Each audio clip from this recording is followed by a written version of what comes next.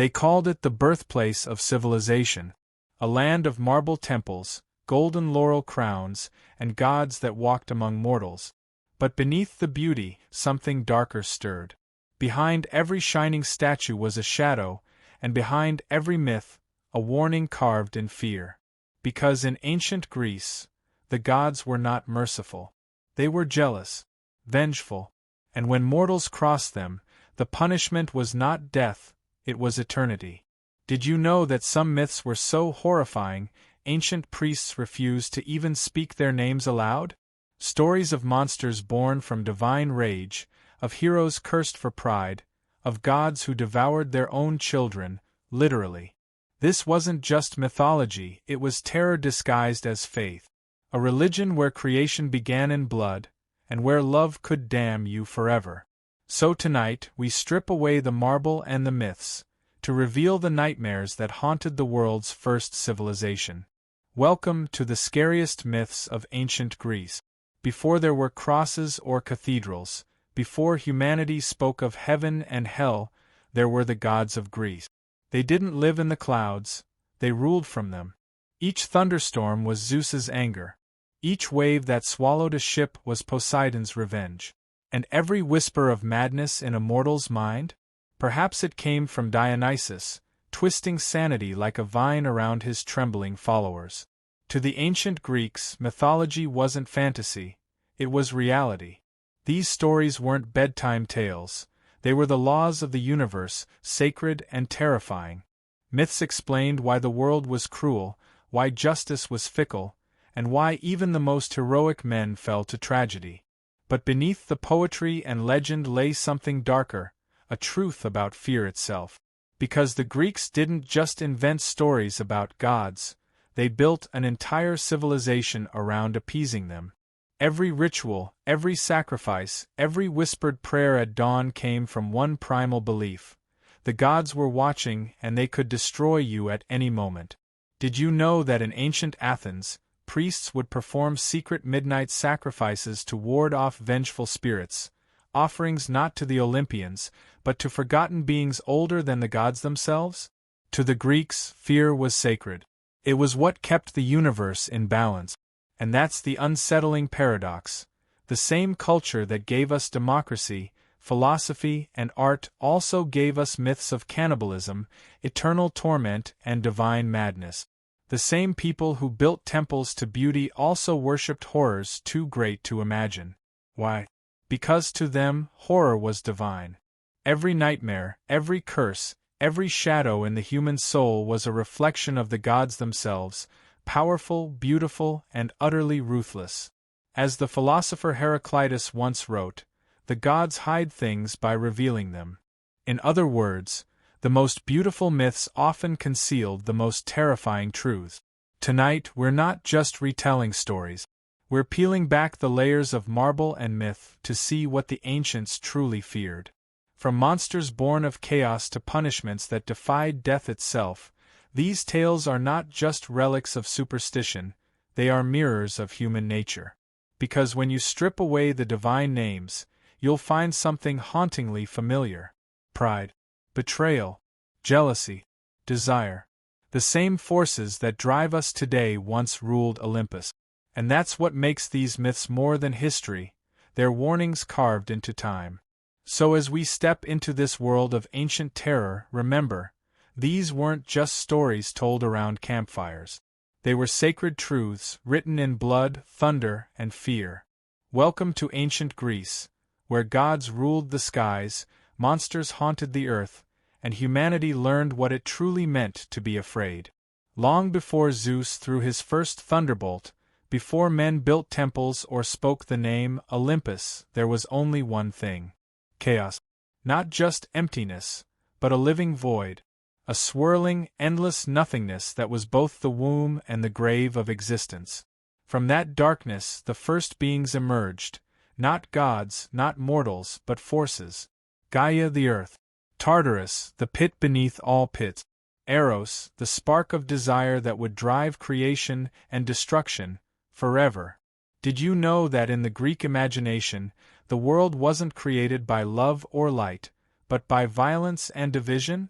When Gaia birthed the sky itself, Uranus, he became her consort, and together they filled the cosmos with monstrous children, the Titans, the Cyclopes, and the hundred-handed giants, creatures so vast and powerful that even their mother feared them. But Uranus did not love his children. He loathed them. One by one, he cast them into the deepest chasm of Tartarus, burying them alive within the earth. Imagine it. The world still young, mountains trembling with the cries of imprisoned giants, their screams echoing through the womb of Gaia herself. And it was in that unbearable torment that creation gave birth to rebellion. Gaia's pain turned to rage.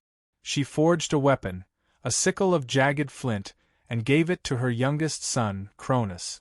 "Strike him down," she whispered, "and free your brothers." And on a moonless night, when Uranus descended to embrace her, Cronus rose from the shadows. The sky split with his mother's cries as Cronus attacked, and with one swing of the sickle, he castrated his father. The blood of Uranus spilled across the heavens, birthing monsters of its own, the Furies, spirits of vengeance, and the giants, destined to one day wage war against the gods themselves. That was the moment the world was born, not in peace but in violence, creation through mutilation, order born from rebellion. But Cronus, the liberator, would soon become the tyrant. You see, prophecy whispered that he too would be overthrown by one of his own children. And so, one by one, he devoured them. Each cry swallowed, each child consumed, until time itself, for Cronus was father time, became a cycle of fear and hunger. Only one escaped, Zeus, hidden by his mother Rhea in a cave on Crete. While Cronus feasted on a stone wrapped in cloth, the infant god grew strong. Years later, Zeus would return to overthrow his father, forcing him to vomit up his swallowed children, the first of countless grotesque punishments that would define Greek mythology. Did you know? The Greeks believed that this endless cycle, father devouring son, son overthrowing father, was not just myth but law. A divine truth that even the gods could never escape. Because in their world, power always came with blood. The war that followed, the Titanomachy, raged for 10 years, gods against giants, thunder against chaos. The sky turned red with fire. Mountains fell. Rivers boiled. And when it ended, Zeus stood victorious, the new ruler of the cosmos. But victory came at a cost. The Titans were cast into Tartarus, bound in chains that burned forever. And deep beneath the earth, Gaia stirred again, wounded, vengeful, whispering of another monster, one even the gods would fear. We often imagine the Greeks as poets and philosophers, but their first stories were pure horror. To them, existence itself was unnatural, something stolen from chaos, something that demanded suffering to maintain. The message was clear. Creation was not a blessing, it was a crime paid for in blood. And yet, that crime continued. Because though Zeus had conquered his father, he had inherited his fear, the same paranoia that would define the rule of Olympus. In the next chapter, we'll see what happens when gods begin to fear their own creations, when immortality becomes tyranny, and punishment becomes eternal. The age of creation was over. The age of cruelty had begun. When Zeus overthrew his father, the heavens erupted with thunder.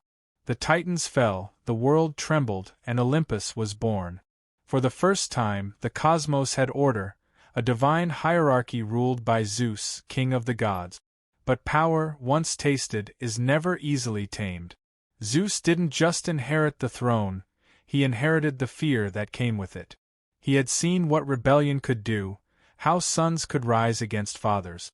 And so, the new ruler of heaven ruled not with mercy, but with paranoia. The age of creation was over. The age of punishment had begun. Zeus watched everything. From the peak of Olympus, his gaze could pierce mortal kingdoms and divine realms alike. And when mortals, or even other gods, defied him, he unleashed punishments so cruel, so eternal, that they became cautionary tales for all of humanity. Did you know that in ancient Greece, to defy a god was not just a sin, it was a cosmic crime? You weren't simply punished in life. Your very name was cursed for eternity. Let's begin with one of the most haunting stories. Prometheus, the titan who loved humanity more than the gods themselves.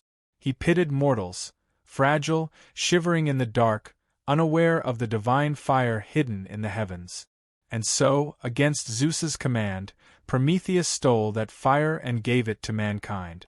The gift of knowledge, of civilization, of power. But in doing so, he defied Olympus. Zeus's response was brutal. Prometheus was dragged to the edge of the world, chained to a cliff in the Caucasus Mountains. And every morning, as dawn broke, an eagle, the symbol of Zeus, descended to tear open his chest and feast upon his liver. Every night the organ would regenerate, and every dawn the torment would begin again. Eternity, not in flame, but in repetition. A punishment so horrifying that even gods were said to look away. It was a message to mortals and immortals alike. Defy Zeus, and your suffering will become legend. But Prometheus wasn't alone in his agony. Zeus seemed to revel in designing punishments that mocked human desires. Tantalus, once a king favored by the gods, dared to serve them a meal that crossed the final line. His own son, cooked and presented at a feast. For that blasphemy, he was cast into the underworld, placed in a pool of water beneath a fruit tree. Whenever he reached for the fruit, the branches lifted just out of reach. Whenever he bent to drink, the water receded. Hunger and thirst, forever, to be tantalized, eternally unsatisfied. Sisyphus, another mortal who dared to deceive the gods, suffered a different fate. Condemned to roll a boulder up a mountain for eternity, only for it to tumble back down the moment he neared the top. Endless labor, endless futility. A perfect metaphor for human ambition and divine cruelty. Did you know that even the word hubris, which we now use for arrogance, comes from these very myths? To show hubris in ancient Greece was to challenge the gods, and there was no greater crime. The gods didn't just punish actions, they punished pride. The mere thought that a mortal could outwit, outshine, or outlast them was enough to earn eternal torment. Yet the real horror wasn't in these individual stories. It was in what they revealed about belief itself. The Greeks worshipped gods who acted not out of justice, but out of insecurity. They ruled with the fear of rebellion. They demanded loyalty through terror. And mortals learned to live with that fear, to sacrifice, to obey, to never question why lightning struck one home and spared another. Because maybe it wasn't fate. Maybe it was Zeus reminding them who held the thunder. These myths were morality tales, yes, but also social control. To disobey authority was to invite divine wrath. To think too freely was to risk becoming a new Prometheus. And in that way, mythology became the world's oldest surveillance system, one that didn't need walls or weapons, only faith. But for all the gods' cruelty, something even darker waited beyond the realm of Olympus. Because while Zeus punished the living, there was another place, deeper, older, where the truly damned were sent. A place where judgment never ended, where shadows wept and screams echoed without sound. The Greeks called it Hades. And once you crossed its rivers, not even the gods could bring you back. When night fell over ancient Greece, and the fires in the hearth dimmed to embers, there were stories even the bravest refused to tell. Because long before men imagined devils or demons, the Greeks already knew what lurked in the darkness. They called them trata, monsters, the twisted offspring of gods, curses, and chaos itself. To the ancients, these creatures weren't fantasy. They were warnings, living metaphors for everything humanity feared within itself.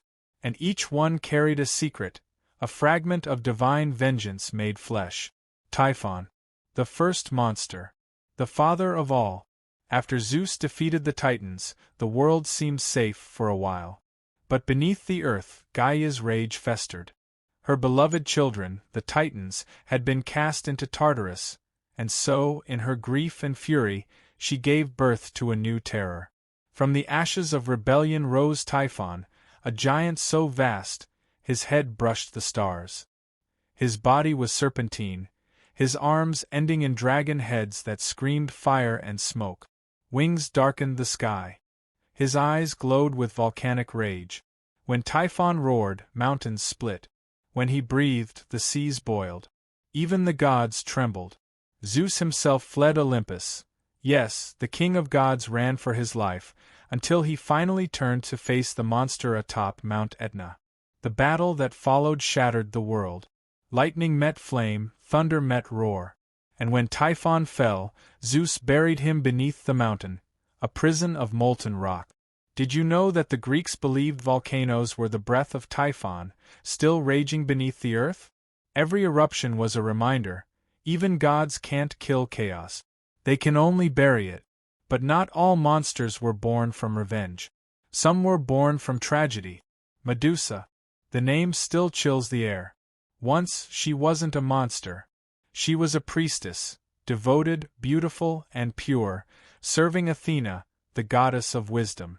But one night Poseidon, god of the sea, saw her, desired her, and within the sacred temple itself, he forced himself upon her.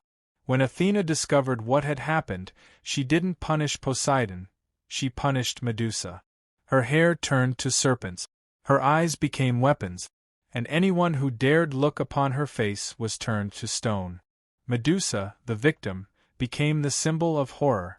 Condemned to isolation, she wandered the edges of the world, a curse that wasn't her sin. It's one of the cruelest myths ever told, and yet, it reveals something profoundly human. The Greeks feared not just monsters, but being made into one. Centuries later, even Roman poets whispered that when Perseus killed Medusa, her blood gave birth to new horrors: Pegasus, the winged horse of beauty, and Chrysaor, a giant of gold. Life and monstrosity intertwined. Because in Greek myth, creation and destruction were never opposites, they were twins. And then, there was the Minotaur. In the palace of King Minos of Crete, beneath glittering marble floors, there was a labyrinth, an endless maze of corridors that no man could escape. And at its center, a creature waited. Half man, half bull, born not of nature, but of divine revenge. When Minos failed to sacrifice a sacred bull to Poseidon, the god punished him by cursing his wife, Pasiphae, with unnatural desire.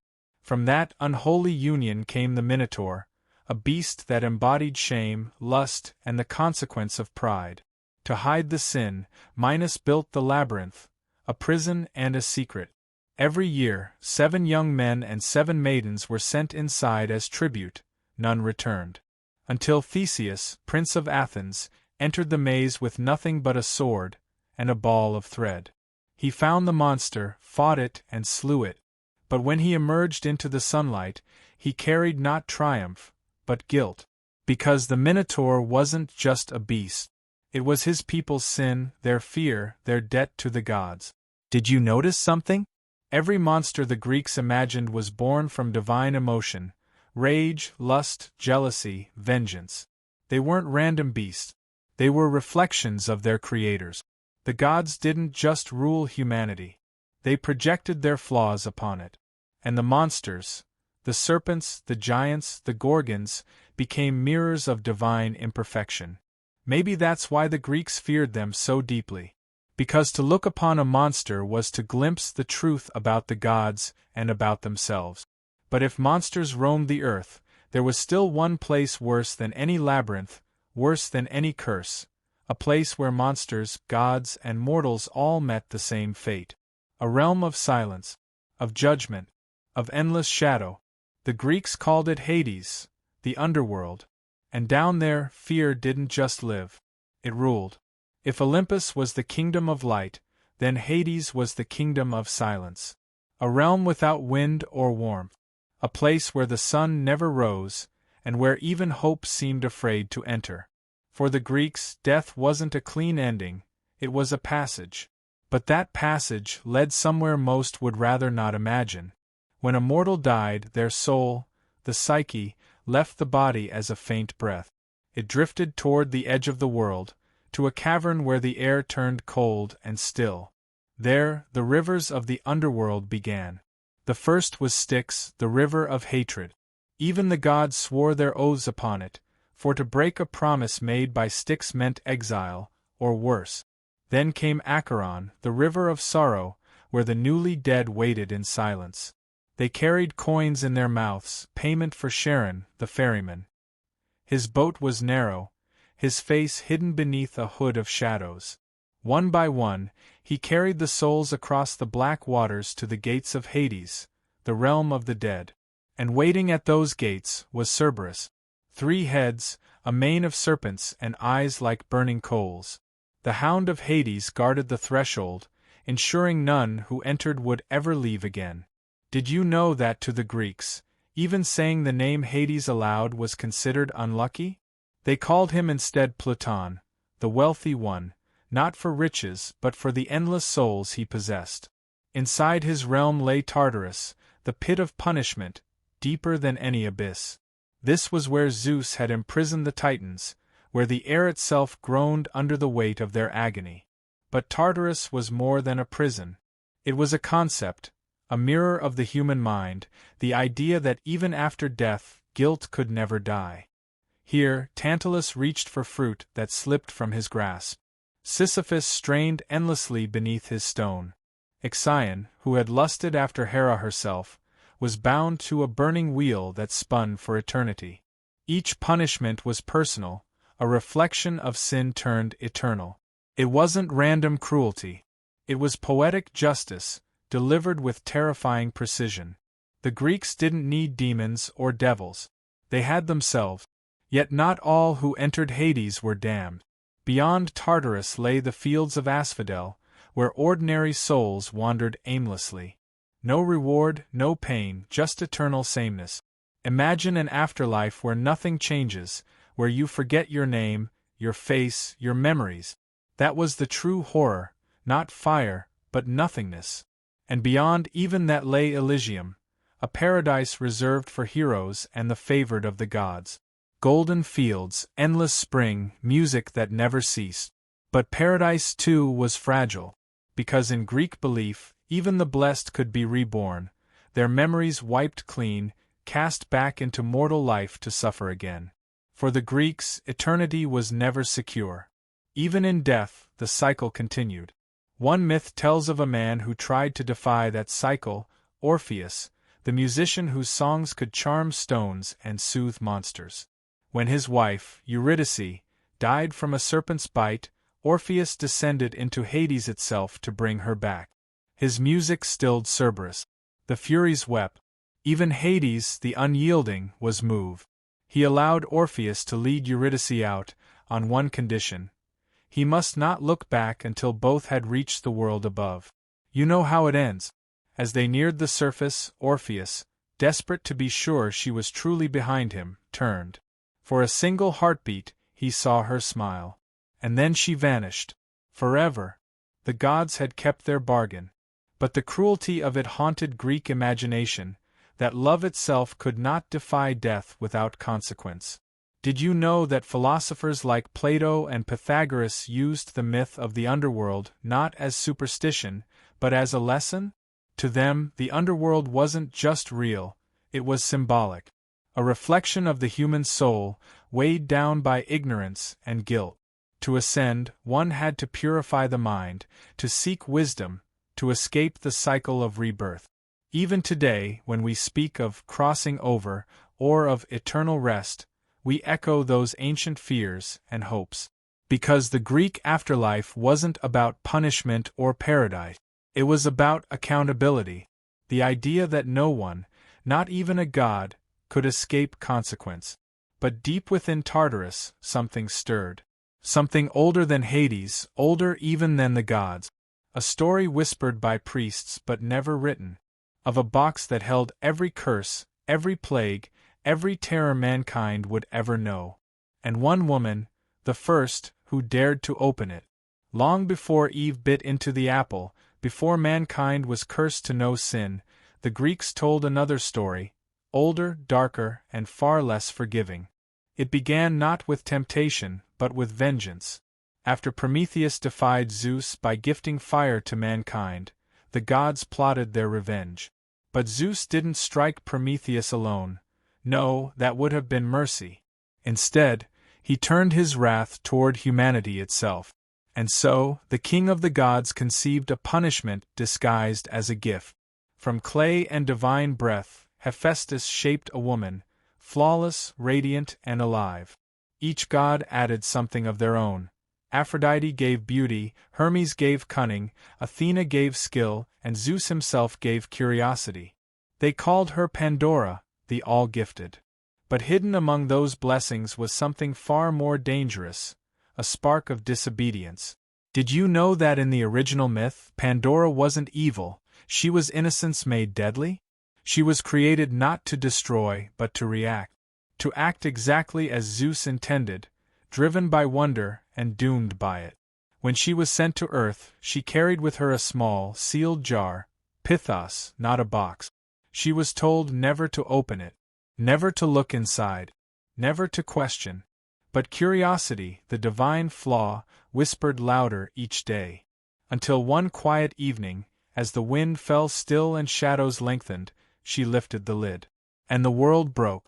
Out poured the unseen terrors of existence. Disease, envy, despair, famine, death. They swirled into the sky, invisible but eternal, infecting every corner of mortal life. By the time Pandora snapped the lid shut, it was too late. The age of peace was over. What remained in the jar, trembling and small, was Elpis, hope. But here's where the myth turns haunting. For centuries, philosophers argued, was hope a blessing or another curse? Some said it was mercy, the light that helps humanity endure the darkness. Others believed it was Zeus's final cruelty, that hope was left behind not as salvation, but as delay. Because if humans stopped hoping, they might stop struggling. And if they stopped struggling, perhaps they'd finally defy the gods. It's chilling, isn't it? The idea that the only thing keeping mankind obedient wasn't fear, but hope itself. Pandora's tale wasn't just a warning about curiosity, it was a mirror of Greek philosophy. It revealed that every divine gift carried a hidden cost. Beauty brings vanity. Wisdom brings sorrow. Life itself brings suffering. In the Greek mind, existence was a contradiction, a fragile balance between blessings and curses, where even hope had to be questioned. And yet, they told this story again and again.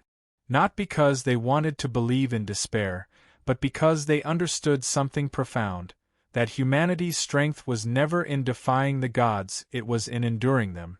Maybe that's why, despite the horrors unleashed from the jar, the Greeks never let go of the last thing inside. They knew that as long as hope remained, even if it was a trick, the human spirit would not break. So think about that for a moment. A world born in chaos, ruled by cruelty, haunted by monsters, and cursed by curiosity. Yet somehow, through it all, people kept telling these stories, kept believing, kept building, kept loving, even under the gaze of gods who seemed to despise them. Because maybe the true myth of ancient Greece isn't one of fear at all, but of defiance. Even when the heavens raged, humanity endured. And in that endurance, in that fragile, desperate hope, they became something the gods could never be. Immortal in spirit. And so, from chaos to Cronus, from Zeus to Pandora, the story of ancient Greece comes full circle. A world born in fear, ruled by fear and ultimately defined by it. The Greeks didn't separate their nightmares from their gods. They understood that terror was part of existence, that beauty could be cruel, that power demanded sacrifice, and that every light cast a shadow. They lived knowing their gods could crush them without reason. And yet, they built temples anyway. They sang hymns. They told stories. They sought wisdom. Because to them, fear wasn't something to escape, it was something to understand. Did you know that many of the philosophers who shaped Western thought, Plato, Socrates, even Aristotle, were raised on these same terrifying myths? And perhaps that's why they searched so desperately for truth, to find meaning beneath the thunder. Maybe that's the true legacy of ancient Greece, not marble statues or myths of heroes, but the courage to face a terrifying world and still seek reason, still build beauty, still hope. Because in the end, fear didn't destroy them. It taught them. It gave them wisdom, art, law, and myth. It made them human. And perhaps we are not so different. After all, we still tell stories about power and punishment, hope and horror. We still whisper about gods, only now they have different names. So the question is, what myths will our civilization leave behind?